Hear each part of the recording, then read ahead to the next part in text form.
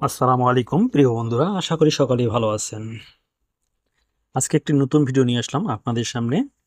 মূলত 18তম নিবন্ধনে চূড়ান্তভাবে যারা উত্তীর্ণ হয়েছেন তারা কিন্তু অলরেডি গণবিজ্ঞপ্তি পেয়ে গেছেন। মেরিট লিস্ট আপনারা 2-1 দিনের মধ্যে পেয়ে যাবেন। এরপরেই ইনশাল্লাহ খুব ভালোভাবে চয়েস লিস্ট ঠিক করার পরে আবেদন শুরু করে দিয়েন। ভাইভায় উত্তীর্ণ হয়েও চাকরি অনিশ্চিত 3000 প্রার্থীর। জানা গেছে বিজনেস ম্যানেজমেন্ট ইনস্টিটিউটগুলোতে লেকচারার পদে খালি আছে মাত্র 33টি, আর জেনারেল লেকচারার পদে খালি আছে 599টি পদ। কিন্তু আবেদন প্রক্রিয়ার সময় ভুলক্রমে বিজনেস ম্যানেজমেন্ট ইনস্টিটিউট অপশনটি পছন্দ তালিকায় অন্তর্ভুক্ত করায় জেনারেল লেকচারার পদে আবেদন করতে পারছেন না উত্তীর্ণ হওয়া প্রায় 3000 চাকরি প্রার্থী। এদিকে ভুল সংশোধনের সুযোগ দিতে বেসরকারি শিক্ষক নিবন্ধন ও প্রত্যয়ন কর্তৃপক্ষ বরাবর এনটিআরসি একটি স্মারকলিপি দিয়েছেন উত্তীর্ণ প্রার্থীরা। সরেজমিনে দেখা গেছে ভুলক্রমে বিজনেস ম্যানেজমেন্ট ইনস্টিটিউট অপশনটি পছন্দ করা প্রার্থীরা সংশোধন করতে আবেদন জমা দিতে গেলে তাদের আবেদন জমা নেওয়া হচ্ছে না। সংশোধনের সুযোগ না থাকার কথা বলে তাদের এনটিআরসি এর গেট থেকেই ফিরিয়ে দেওয়া হচ্ছে।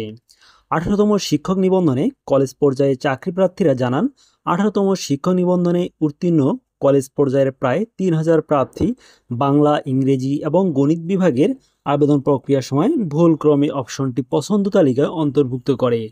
আবেদন ফর্ম, প্রবেশপত্র কিংবা অন্যান্য সংশ্লিষ্ট নথিপত্রে এ বিষয়ে কোনো সুস্পষ্ট বা সতর্কীকরণ নির্দেশনা না থাকায় ভুলটি বুঝতে তারা পারে এবং অন্যান্য বুঝতে না পারে এবং অন্যান্য সব প্রার্থীর ন্যায় যথানিয়মে প্রিলিমিনারি, লিখিত ও ভাইবা সব ধাপ সফলভাবে সম্পূর্ণ করে থাকে।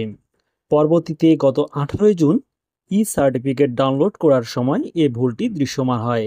এতে চূড়ান্ত নিয়োগে অন্তরায় হতে পারে বলে অনুধাবন করতে পারেন তারা।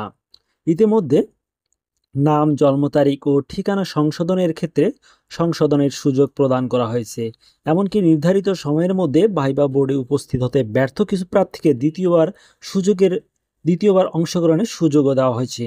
তাই মানবিক দিক বিবেচনা নিয়ে অনিচ্ছাকৃত ভুলটি সংশোধনের সুযোগ দেওয়ার আহ্বান জানান তারা।